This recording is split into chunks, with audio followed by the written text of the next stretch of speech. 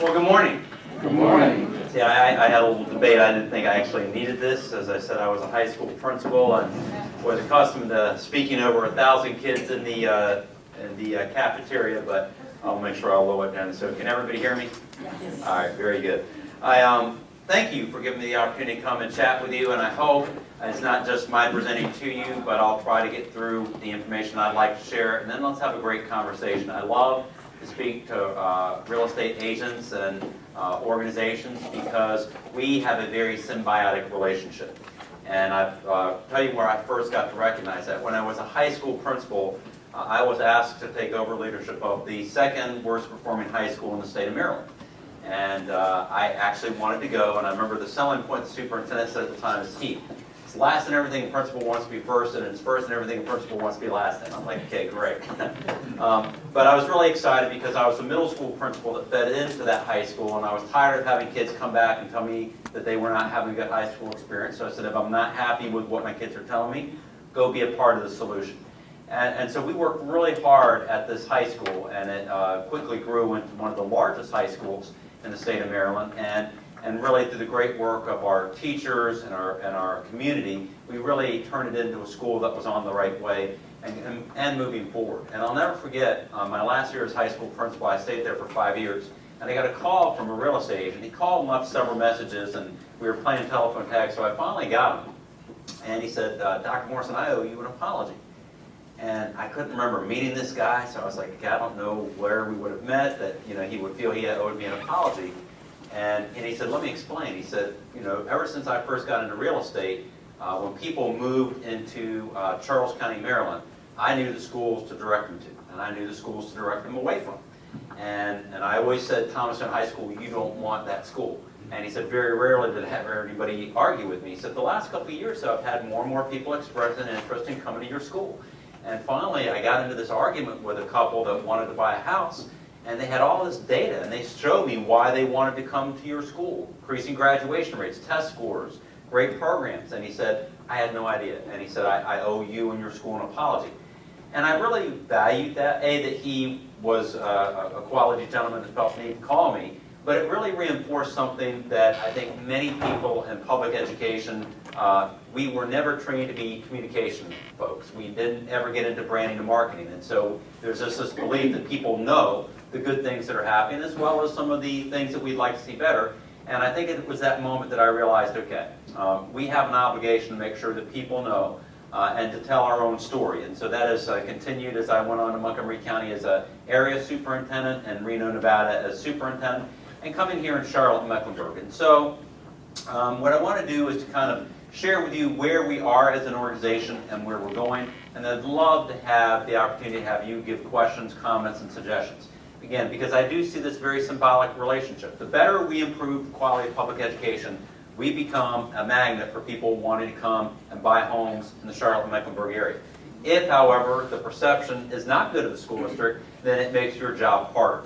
And so we have an obligation to improve the quality of education and continue to focus on that, but then also have you be part of hopefully making sure people have good information.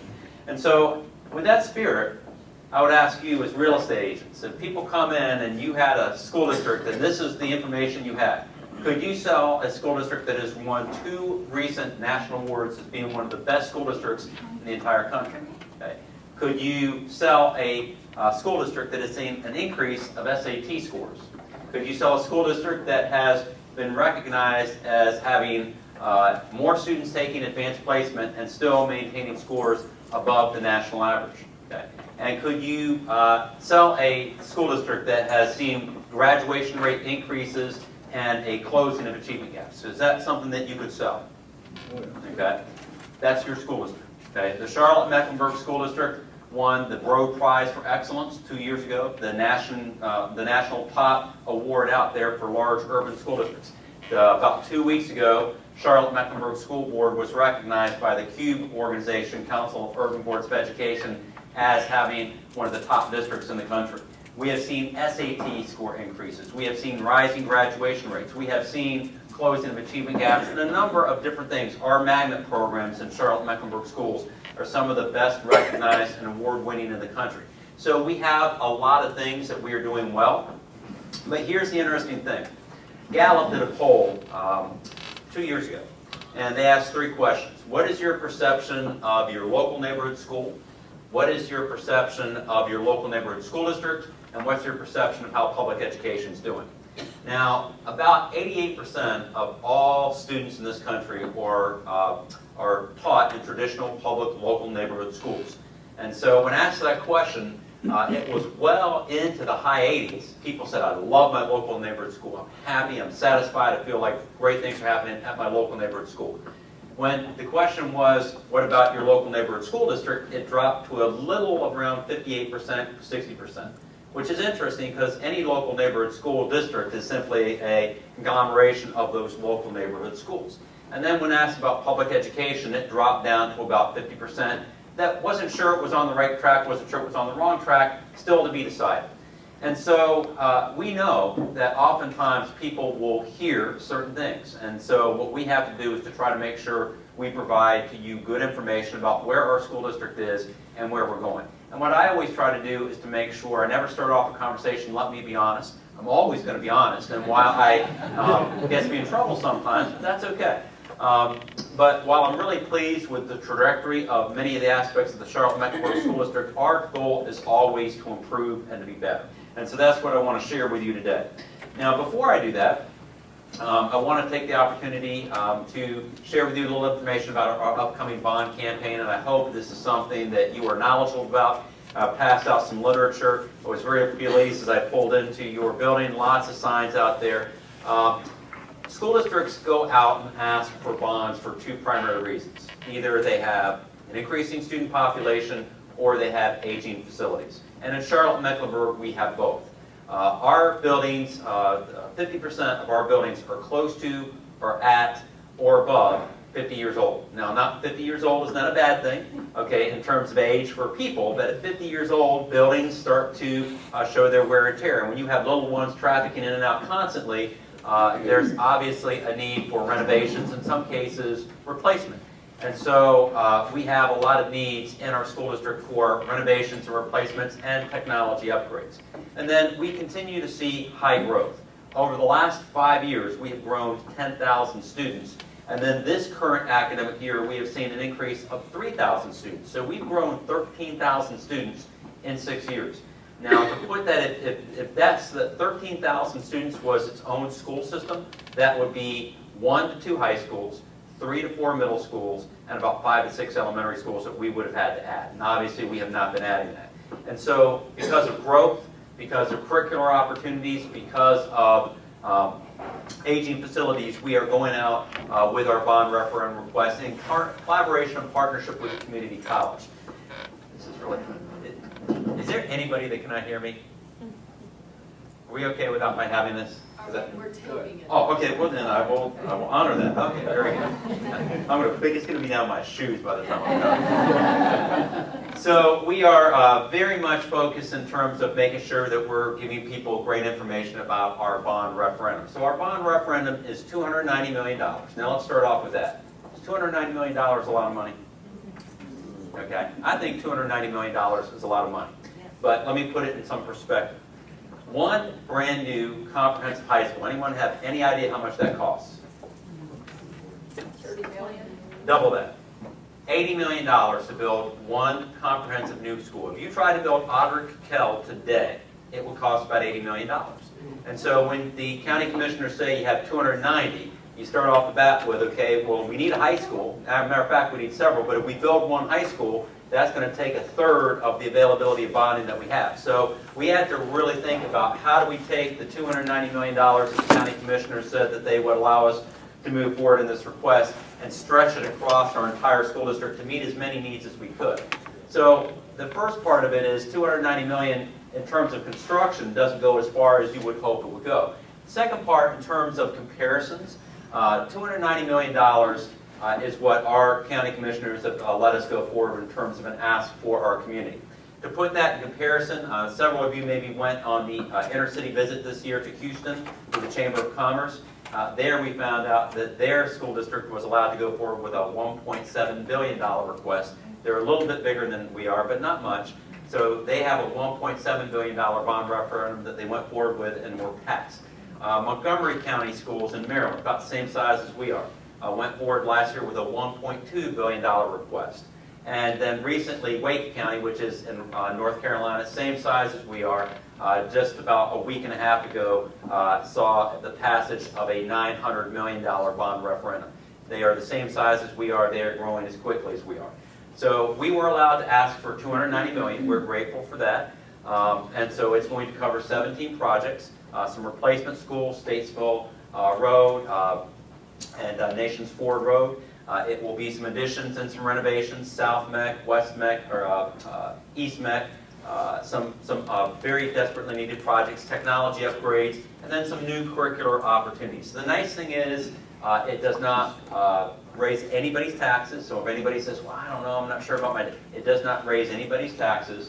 And again, it will allow for some very needed projects. It's 17 projects, but it will actually have a positive impact on 29 schools.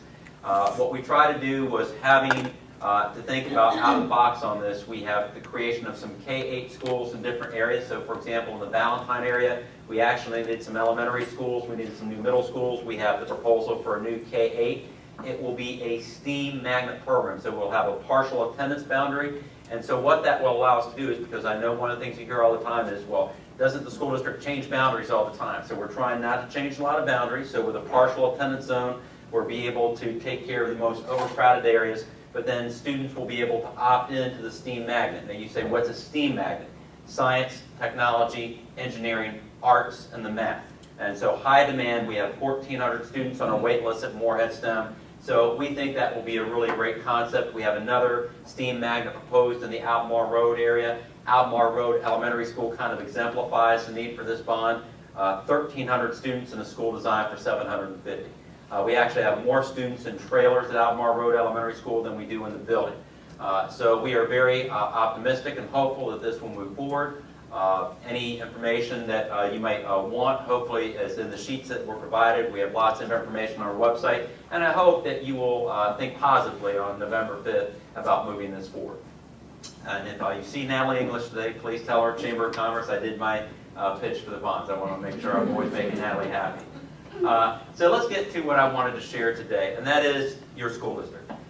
Charlotte Mecklenburg Schools, we are very focused on our brand. And that's interesting. Sometimes people will say, you're the superintendent, why do you care about brands? That's what businesses do. Well, I do think about our brand because your brand is important to your organization, as you know. And a lot of times people think about brand and they think, oh, that's what you want people to say about you. Well, that's partially true, but actually your brand is what people say about you. And so if you don't like what they're saying, you have to figure out how to get them to say something different. And so your brand really becomes part of your improvement opportunity. And in Charlotte Mecklenburg Schools, since I've been here a little over a year, and I looked at how we talked about the important work that we were doing, it almost always started off with how big we are. And we are a large school district. We are anywhere from the 16th to 17th largest school district in the country out of 15,000. We have over 144,000 students, over 160 schools, so we are big. But most parents don't really care how big you are. They care about how big your intentions are to serve their children. I say I am a parent in the Charlotte Mecklenburg School District, so we have 144,002 students because Zach, a student at Northwest School of the Arts in 7th grade, and Sam, there you go, give it up to Northwest. One of the bond referendum packages. And my daughter Samantha, a junior at South Mech High School, and go Sabres. And so I always think about the fact that everything I do as superintendent, I think of as a parent as well. And I care about my child, like my children, as do you, as do all parents. And so as we look at how big we are, it really is that we are a mosaic of 144,000 very special parts. And how intentional we are about customizing the educational experience for every child, I believe is ultimately what's going to define our success. And so in the Charlotte Mecklenburg School District, we have a saying about trying to be about every child, every day, for a better tomorrow. But when we talk about that, I want to make sure we're very intentional about explaining what we mean. See, that better tomorrow for our children, your grandchildren, is very different for them than it was for us. See, it used to be that the primary responsibility of your school district was to graduate children. Okay? Get them to high school, hopefully get them some college preparation classes, and then move them on and wish them luck. And if you had that high school diploma, if you walked across that stage and you had that diploma and you could put it up in your den, you were on your way. That was the rules of engagement as it used to exist. That is no longer. That high school diploma is no longer a promise and a guarantee of a successful future. The lack of one is a huge inhibitor to future success, but now high school graduation is no longer enough.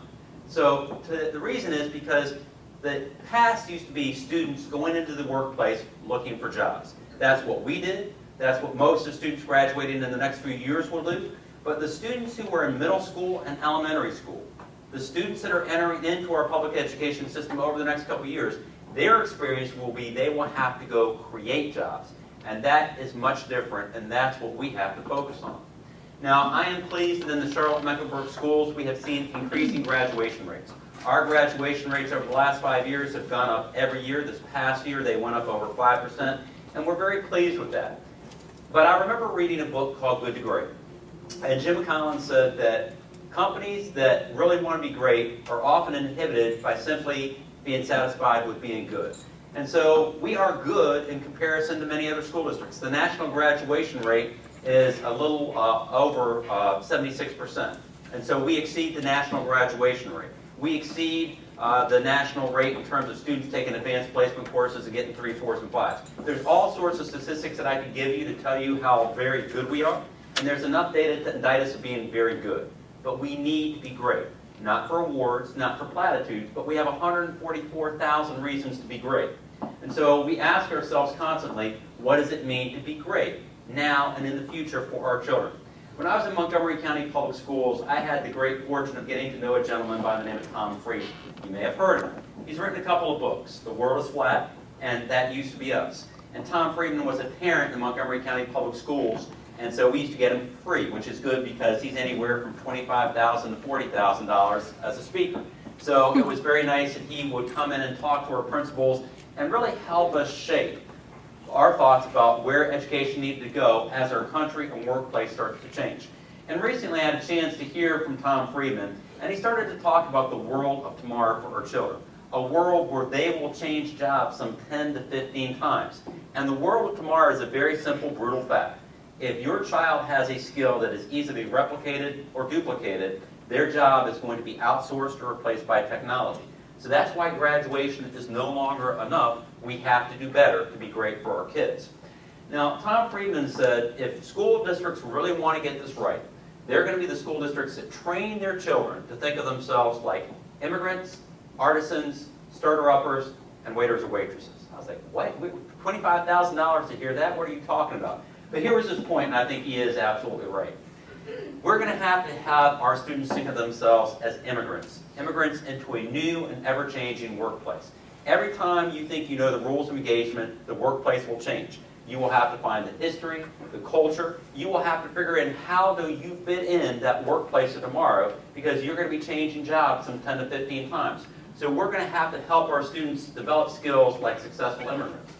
We're going to have our students develop like artisans. And this is one that really speaks to me. Because if you have skills that are easily replicated or duplicated, remember, they're going to be outsourced or replaced by technology. So the world of tomorrow, as you are creating jobs, will be how specialized can I be? See, there's only one of you. There's only one of you. No one can be as good at yous as you are.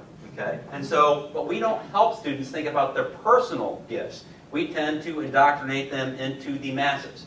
We need to have every student think about their unique gifts, develop their strengths, to the point that it is like an artist looking at a blank canvas, and they paint something that is only something that they can create. And if they're really proud of it, what do? They put their initials on that painting. We have to help our students think about what are they going to put their initials on that are their skills, their strengths, that they're going to be able to introduce to the world.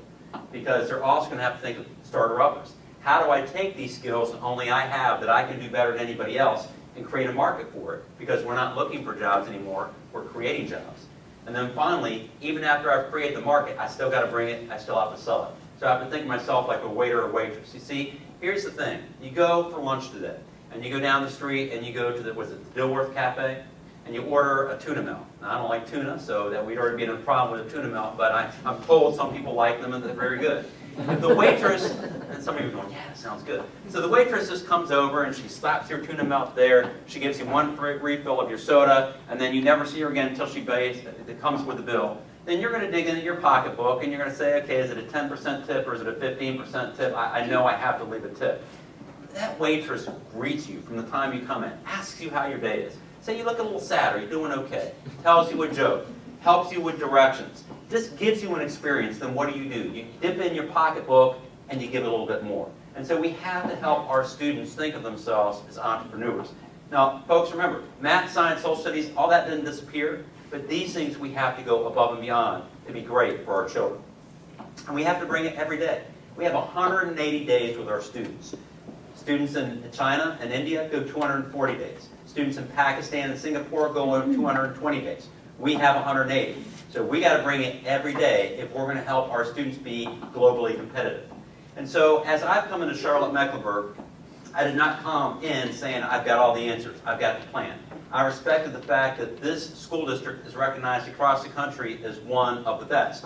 And so it doesn't mean it doesn't have areas it can improve. It absolutely does. But I wanted to respect the good things that were happening, build off of the foundation of strength as we go a different direction. And so I came in with an entry plan. From that entry plan, we created the document, The Way Forward, which was our commitment to continue listening and learning to our community, created 22 community task forces, and we have honored the work of those task forces in the creation of our new plan, which we will be unveiling tomorrow, entitled The Way Forward, or I'm sorry, entitled For a Better Tomorrow. And we're excited about it, and I'm going to share some of the things that are in that plan with you now.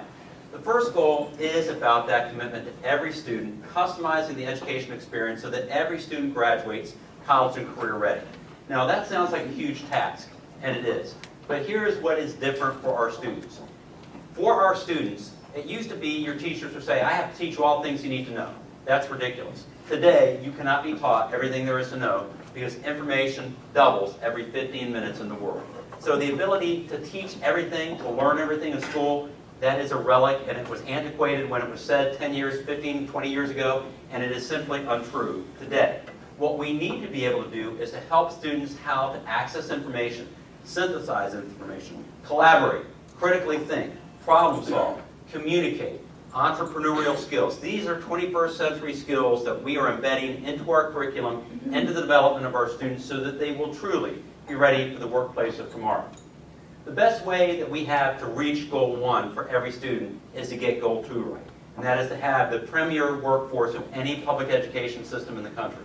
Attracting the best teachers, training them, incentivizing them to stay, and then developing their skills. Having the best principals. Several of you were coming up telling me that you love your school. And all of you told me about how much you love your principal. Great schools have great principals. So we have to create, through our human capital enterprise systems, attracting great talent and keeping great talent.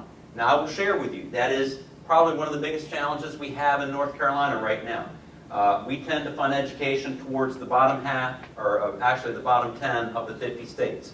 We rank about 46 in terms of a commitment to public education. Now, I'm not always the more money is everything, but I will tell you where that shows up. Because we choose to fund education 46, our teachers are ranked somewhere between 46 and 48 in overall salary.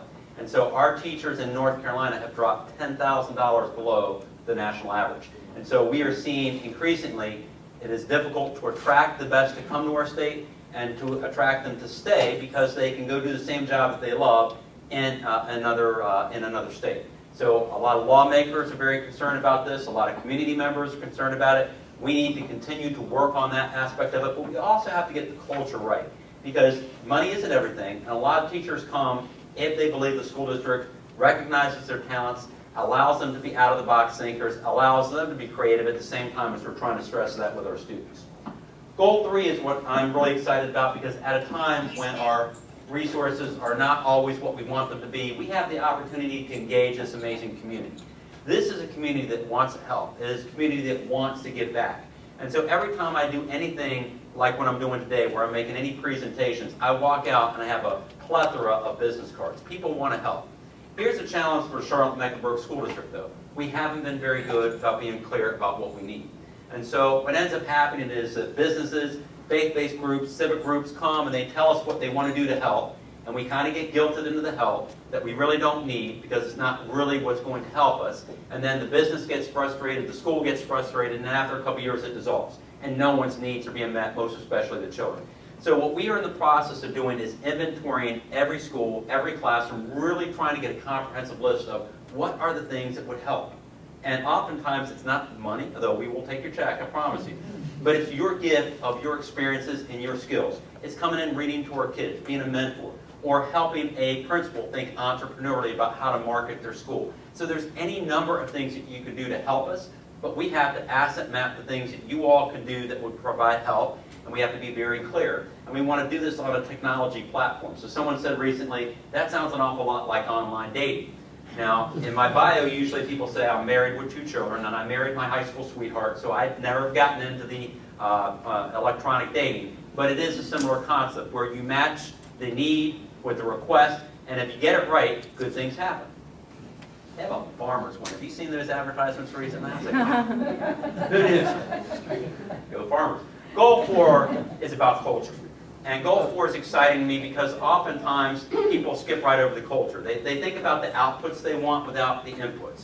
And an intentional focus on culture is so important. Our culture is about our intentionality about safety. It is about making our students and teachers feel safe at school.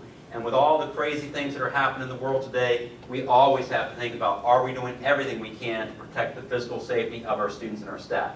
But it goes beyond that. It's also about the social and emotional safety of students and staff as well. When students come to school and their social and emotional needs are not being met, when they come to school hungry, when they come to school and they've had a bad home environment the night before, as their psychology or psychological needs are not being met, it is really hard to engage them at the academic level that we need to. So we need to be very intentional about meeting social and emotional needs as well.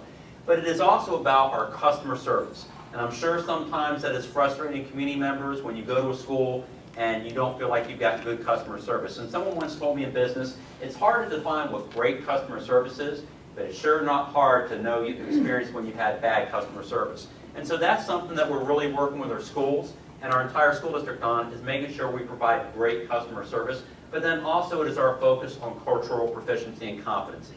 We are blessed to have an ever-evolving, ever-diversified school district. And so the majority of students that we serve are a majority-minority school district. And that is the trend that's happening across North Carolina. And guess what, folks, is where our country is going. And so we have the opportunity to either see differences as deficiencies or differences as strengths. And we either have the opportunity to meet every student where they are and take them where they need to be, or sometimes without even realizing it, we institutionalize things that damage some of our students. And so we're trying to take a hard look in the mirror about where we've done things, where we are not meeting the needs of our students, and change those things so we are not putting barriers up for students and our success. Goal 5 is about process, systems, and accountability. I'm a big process and system person. My wife once said, Heath, you probably would have put our marriage proposal on a process map. I don't think that's probably her right now. So sorry, sweetheart, I promise you I was not doing that. Wow. You don't know how right you are. But I'm a big believer that if you know where you want to end, you got to know where you need to start. And so by process mapping, by being intentional about being cross-functional, you can be more efficient, more effective, and ultimately get better results. And so we have asked our community, what are the results that are really important? And those are the things that we put in our strategic plan. And then goal 6, I am so excited about. And I'm excited about sharing it with you because of what you do. See, goal 6 is our commitment to transformation. It is about creating the schools of the future, not the schools we fondly remember of the past. It is our commitment to make every local neighborhood school a great school, but also to offer every single parent in Mecklenburg County at least 2 quality public CMS choices. At least 2 public CMS choices. So expansion of magnet programs, creation of new schools. And so next week at the school board, you're going to hear about some new schools that we're proposing. New middle colleges in partnership with the community college. We're excited about that. A proposal for a new early college at UNCC, where students can start at 9th grade and go all 4 years of the high school experience on the campus at UNCC, getting their graduation credits and also getting college diploma credits. We are going to start an advanced manufacturing high school, called Aim High. You like that, Aim High? Because one of the high growth areas in the Mecklenburg County is advanced manufacturing. And so we will offer a CTE program that will be unique in the entire country. We have a program called IMEC, which is a flipped classroom technology commitment at Cochran High School, where students will be able to take a majority of their time on computer adaptive courses, but also have the traditional teaching and learning methodology as well. We have a medical careers program that we just opened this year at Hawthorne, tied to the 14 programs at the community college, because again, the medical field is one of the high growth industries. So we want to have an array of new and exciting programs, so hopefully parents will choose their local neighborhood school, but if they feel like there's a better fit for their child, they will have a lot of options within the school district. And so what we have tasked our principals to do, and you're like, I recognize those people. See, I need background noise when I'm thinking at night, and when everybody's gone to bed and I'm trying to work on something, I need background noise. And if I have the TV on ESPN or CNN, I get too enraptured in it. So I got hooked into HGTV. And I know you have too, so know what you do. And what I love, what is it, Love It or List It? Okay, I mean, that's one of my favorites. But I actually love the Property Brothers the best. Because have you ever seen that? Okay, they hook you into your dream home, and you guys, I mean, you're like evil. I mean, you show them this home that's like 10 times what they can afford. But then, once they find out that they can't afford their dream home, then you go find a really good home. The foundation's good, it's got good bones, you can do a lot with it, and within their budget, what do? You actually create their dream home. And that's what I want our principals to think about them. So I want them to think like they're HGTV design stars, working with their community to take their local neighborhood school and make it that neighborhood dream school. What that means is looking at every aspect of it. It means looking at the time. It means looking at the strategic design. It means looking at technology and ways that we can infuse technology to personalize that learning environment. It means enhanced programs, so maybe an IB program or maybe a dual language program, all sorts of whatever it is that that community wants, so that we can focus on every child. And at the end of the day, it is about our commitment to every child. And so what we are going to do in the Charlotte-Mecklenburg School District is to try to be like the medical field. When people say run my school district like a business, I'm okay with that. But the business I think we have the highest commitment with and alignment with is the medical field. You see, if you both walk into the doctor's office and you both have hurt elbows, okay, you don't want the doctor to say, take 2 aspirin and come back next week. You want the doctor to spend a little bit of time with you. You want the doctor to ask questions. And if the doctor can't immediately give you a diagnosis, you want the doctor to do some x-rays, to do an MRI, to find out what is wrong with you so we can make it right. Why would you not expect the same in your educational experience for your child?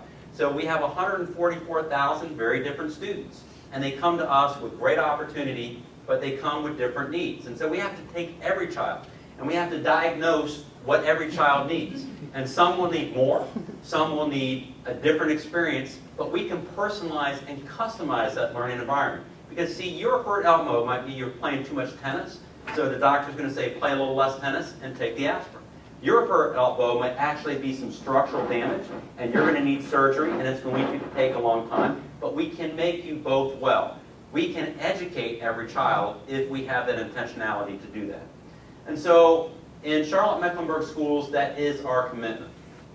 And so we are going to create and this is, I truly believe it is state-of-the-art, and it will be unique amongst any school district in the country, but an electronic portfolio passport that will go with every student in every grade. So as they transition, we capture their history, we capture what they're doing well, we capture where they have needs, and that will build their entire experience through our elementary through high school.